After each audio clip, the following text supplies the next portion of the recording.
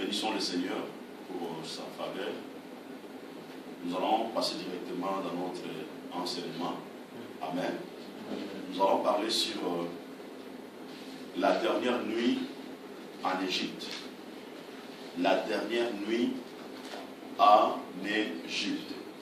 Nous allons lire Exode chapitre 11, verset 1 jusqu'au verset 7. Et après nous allons lire Exode chapitre 12, verset 1 à 3. Amen.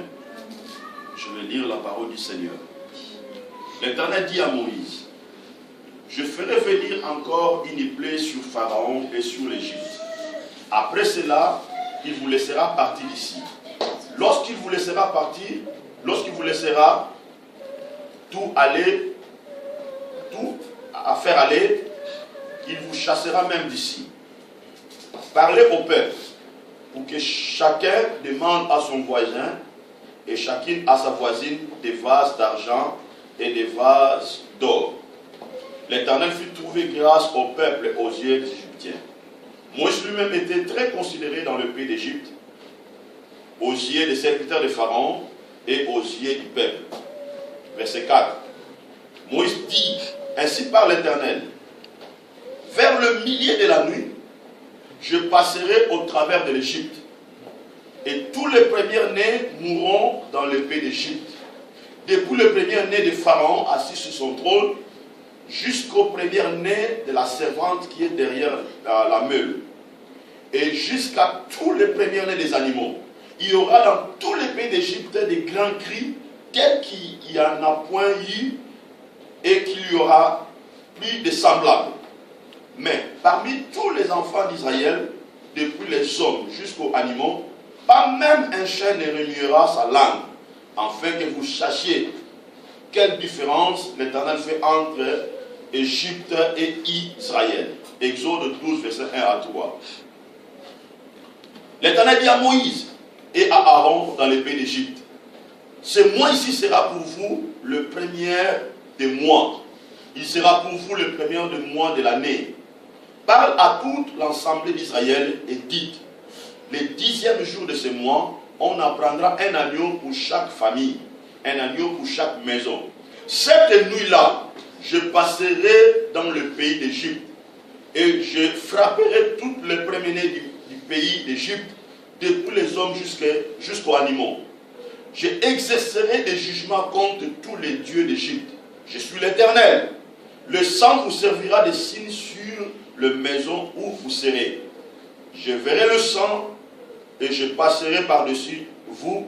Il n'y aura point de plaie qui vous détruise quand je passerai le pays d'Égypte. Amen. Alléluia. Amen. Écoutez, ici, j'aimerais parler sur la délivrance du peuple Israël qui était dans l'esclavagisme. Alléluia. Et vous allez comprendre que cette délivrance, ça nous concerne aussi. Alléluia. Amen. Et cette délivrance, ça nous concerne aussi.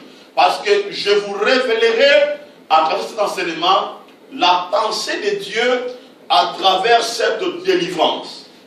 Alléluia. Parce que nous devons comprendre une chose. À chaque fois que nous grandissons avec Dieu, certaines ignorances tombent. Amen. Et nous gagnons la connaissance de Dieu et la vérité de sa parole. Alléluia. Donc à chaque fois que nous grandissons avec Dieu, certaines ignorances tombent. Et nous gagnons la connaissance de Dieu et la vérité de sa parole. Alléluia. La plus grande bénédiction dont Dieu nous a donnée, c'est le salut en Jésus-Christ. Alléluia. Ça, c'est la plus grande bénédiction que l'Éternel nous a donnée. Alléluia. Amen. Dans cette parole, la Bible dit ceci: le peuple Israël s'est retrouvé en Égypte et ils étaient devenus des esclaves. Alléluia. Parce que Pharaon avait pris la domination sur le peuple. Mais ce peuple qui était devenu des esclaves, il y avait la promesse de Dieu sur leur vie. Il y avait le plan de Dieu sur leur vie. Dieu poursuivait quelque chose. En commençant par Abraham, par Isaac, par Jacob, par Joseph. Parce que Dieu avait un plan à accomplir qui devait non seulement impacter, amener la délivrance, les salis au peuple Israël, mais qui devait aussi toucher les nations. Alléluia. Alléluia. Maintenant, retenez une chose. L'homme n'a pas été créé pour être esclave de quelque chose ou d'un système. Amen. L'homme n'a pas été créé pour être esclave de quelque chose ou d'un système. Alléluia. Celui qui est esclave de quelque chose, ce qui n'a pas encore compris, qu'il a été créé pour dominer et vivre dans la liberté de la présence de Dieu. Amen.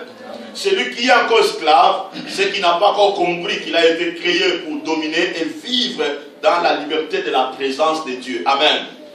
Tu as été créé, j'ai été créé non pour être esclave, mais j'ai été créé pour dominer. Alléluia. J'ai été créé pour être gouverneur sur la terre. Je t'ai créé pour vivre dans la présence de Dieu. Je t'ai créé pour opérer dans la présence de Dieu. Donc l'homme n'a pas été créé pour vivre, pour être esclave. Amen. Amen. Mais quand est-ce que l'homme est devenu esclave? C'est lorsque l'homme avait péché.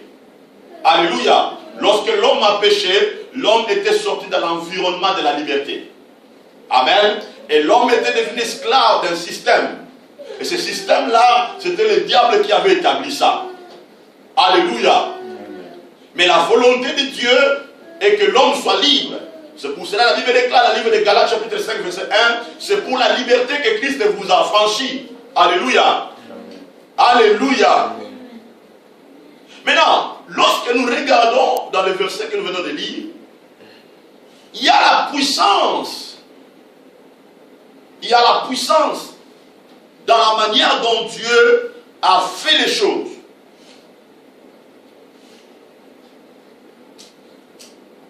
Alléluia. Amen. Il y a la puissance de la manière dont Dieu a fait les choses. Dieu va choisir Moïse. Il a dit, j'ai entendu les cris de mon peuple. Il déplaça Moïse d'un endroit pour l'amener en Égypte. Alléluia. Amen. Maintenant écoutez, lorsque Moïse arrive en Égypte, Pharaon, il était le tout-puissant. Il était celui qui domine. Alléluia. Amen. Pharaon, il avait une armée puissante. Il avait une économie puissante. Il avait un système de renseignement puissant. Amen. Amen.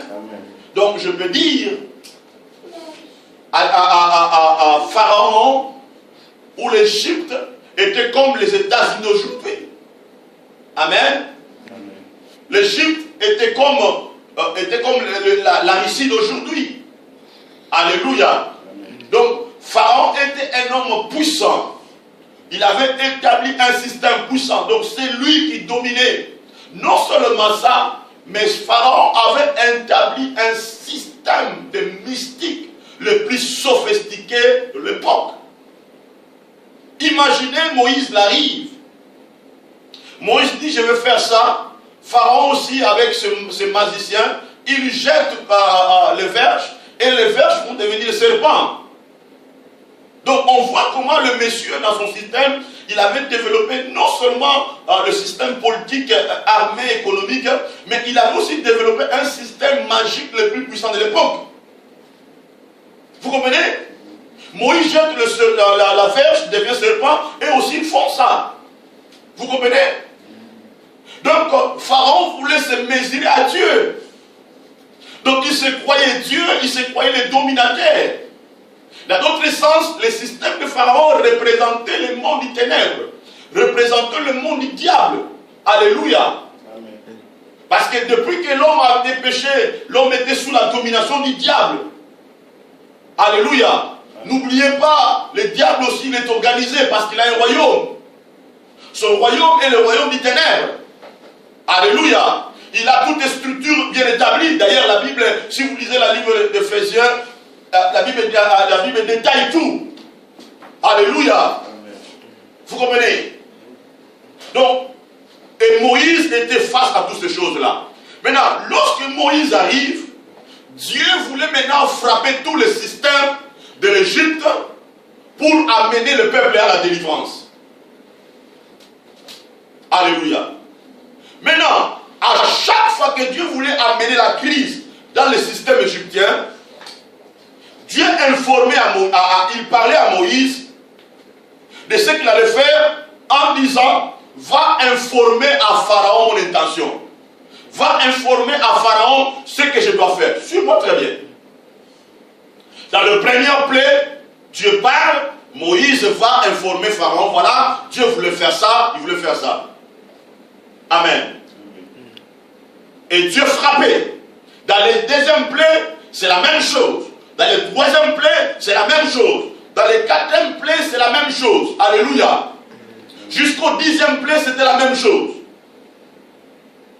Maintenant, le jour où Dieu va prendre la décision pour libérer le peuple, Dieu ne va pas informer à Pharaon et le système égyptien ce qu'il allait faire. Pour le salut du peuple d'Israël, Dieu ne va pas dire à Moïse, va informer Pharaon. Amen.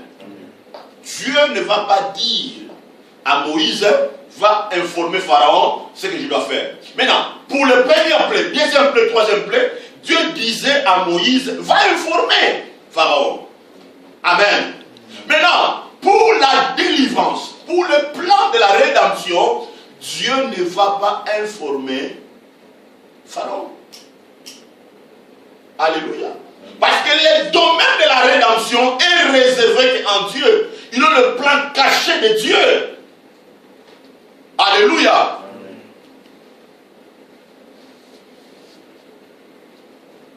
Pourquoi Dieu ne va pas dire à Moïse de former Pharaon? Parce que le sacrifice de l'agneau était l'image de l'amour de Dieu révélé au monde en Jésus-Christ pour la délivrance de l'homme. Alléluia. Amen. Donc, Dieu, il est le Dieu d'amour. Certaines choses sont réservées seulement pour lui. Alléluia. Amen. Alléluia. Amen. Certaines choses sont réservées seulement pour lui.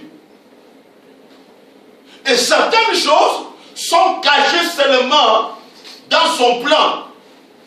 Alléluia. Amen.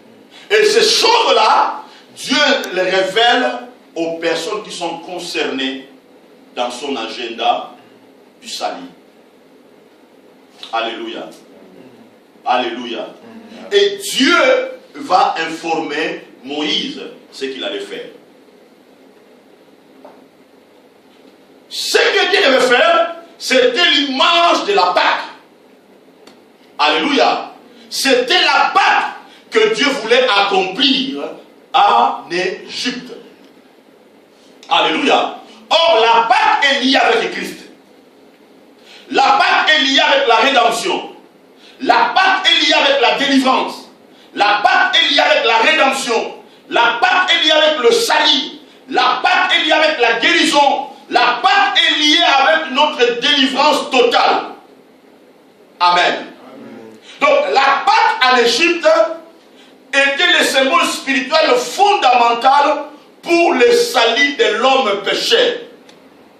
Amen. Donc, la Pâque en Égypte était le symbole spirituel fondamental pour le salut de l'homme. Maintenant, Dieu va donner à Moïse des orientations. Il dit, voilà comment vous allez faire.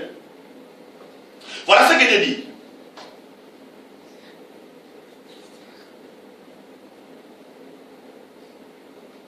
Verset 3, l'Éternel fit trouver grâce au peuple aux yeux des Égyptiens.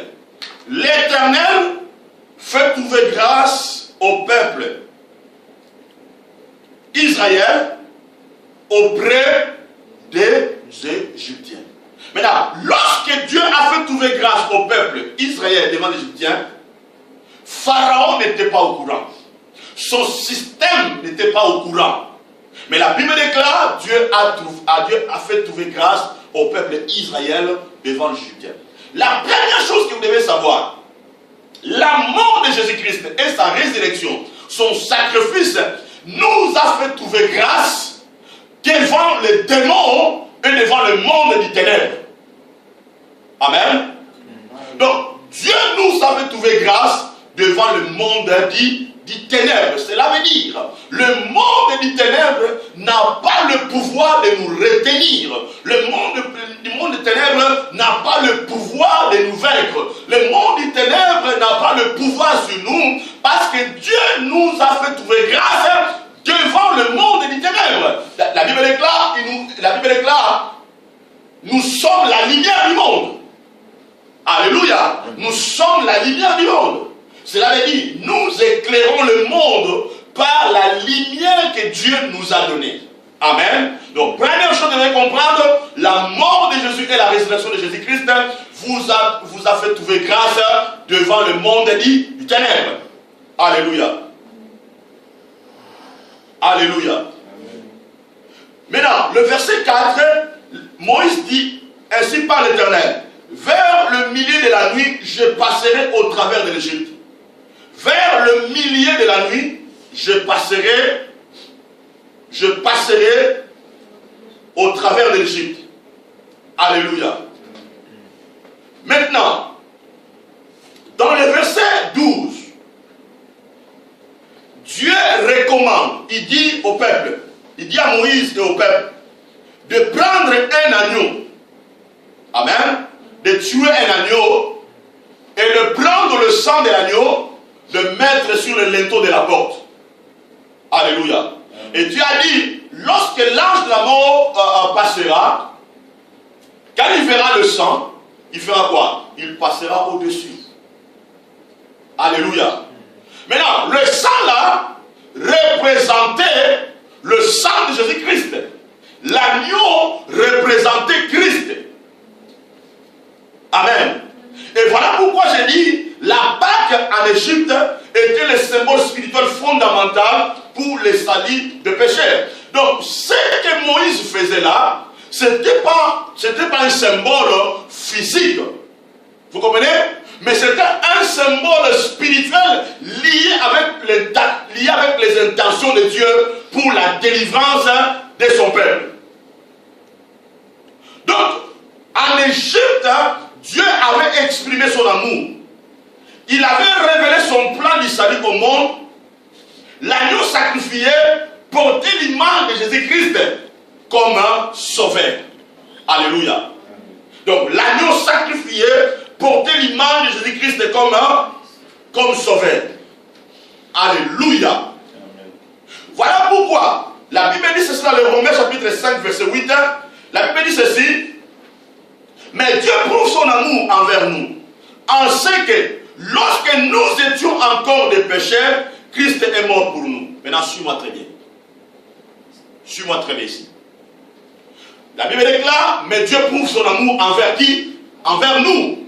Dieu a prouvé son amour envers moi, il a prouvé son amour envers toi. En ce que lorsque nous étions encore les pécheurs. Maintenant, lorsqu'on dit nous étions, on parle du futur? On parle du présent? On parle du passé. La Bible déclare, lorsque nous étions encore des pécheurs, Christ est mort pour nous. Alléluia. Vous devez savoir une chose. Jésus n'était pas seulement été mort en Golgotha. Jésus était mort dans 3 dimensions. Suis-moi très bien. Première dimension. Jésus était mort avant la fondation du monde. Parce que la Bible déclare, l'agneau a été immolé avant la fondation du monde. Alléluia. Deuxième chose, deuxième dimension, Jésus était mort dans le jardin d'Éden. Lorsque l'homme a péché, comment? Dieu va prendre un agneau qui était le symbole de Jésus, il va tuer l'agneau et le sang va couler. Et cet agneau-là était le symbole de la mort de Jésus et de la résurrection de Christ. Et qu'est-ce que Dieu va faire? Il va prendre l'habit de peau de l'animal, il va couvrir la nudité de Adam et Ève. cette signe-là était le signe d'expiation. Cela veut dire de la protection sur quelque chose qui a été détruit. Troisième chose, troisième dimension, Jésus était mort en Égypte. Alléluia. Amen. Pour la délivrance du peuple israélien et pour notre salut. C'est pour ça que l'apôtre Paul dit, lorsque nous étions encore des pécheurs, Christ est mort pour nous. Lorsque nous étions encore des pécheurs. Alléluia. Lorsque nous étions encore des pécheurs. Christ est mort pour nous. Donc on voit en Égypte, Dieu est en train de révéler son amour. Il est en train d'éprouver son amour. Alléluia. Parce qu'en Égypte, Dieu ne poursuivrait pas seulement le salut d'Israël, mais il poursuivrait aussi le salut des nations. Alléluia. Alléluia. Vous devez comprendre ça. Dans Exode chapitre 12, verset 1 à 3, l'Éternel dit à Moïse et Aaron, dans le pays de l'Égypte, il parle où? Dans le pays de l'Égypte. Cela veut dire, Dieu parlait dans le camp de l'ennemi. Amen. Amen. Il parlait dans le camp de l'ennemi. Voilà pourquoi, lorsque Jésus était à la croix, Jésus était entre les mains de qui? Était entre les mains des ennemis. Alléluia. Mais c'est dans le camp de l'ennemi, dans l'Égypte, c'est là où Jésus déclarait la délivrance de notre vie. C'est là où Jésus déclarait la délivrance. C'est dans le camp de l'ennemi, c'est là où Jésus a dit tout était accompli. Je dois vous dire une chose. Qui a venu à Jésus la couronne des épines? C'était ses disciples. Amen. C'était ses ennemis. Alléluia. Qui ont mis à Jésus les couronnes des épines. Et il dit, voici le roi des Juifs. Alléluia. Vous savez, lorsque vous êtes un homme qui influence le royaume de la terre et le royaume de Dieu, lorsque vous avez l'onction de Dieu, vous avez la grâce de Dieu, et que vous influencez la vie des gens, sache que vos ennemis vont vous honorer sans le savoir. Ils ont tenté de honorer quelqu'un qui a une dimension supérieure que... Alléluia. Alléluia. Voilà pourquoi des hommes comme des Billy Graham, il est mort, le gouvernement américain va faire quoi? Ils vont l'honorer. Parce que cet homme-là a influencé des nations, il a influencé des vies. Non pas parce que ces gens-là étaient les amis de Billy Graham, mais parce que le royaume de Dieu, la puissance de Dieu opérait sur la vie de Billy Graham. Je vais vous poser la question. Daniel, ses amis étaient qui? Il était autour de qui? Autour des sorciers, n'est-ce pas? Des magiciens, n'est-ce pas? Alléluia. Est-ce que vous croyez que le jour où Daniel était mort, ces gens-là n'étaient pas là? Amen. Moi, je pense que le jour où Daniel était mort, ces sorciers-là, tous ces gens-là, étaient là pour honorer Daniel. Est-ce qu'on peut dire que ces gens étaient l'ami de Daniel? Non. C'est à cause du royaume qui opérait dans la vie de Daniel que ces gens-là ont reconnu la grâce et l'onction qui opérait dans la vie de Daniel. Mais si tu es ignorant, tu vas mal interpréter les événements. Si tu n'es pas prophétique, si tu es aveugle dans la dimension spirituelle, tu vas mal interpréter les choses. Amen. C'est très important de l'aimer.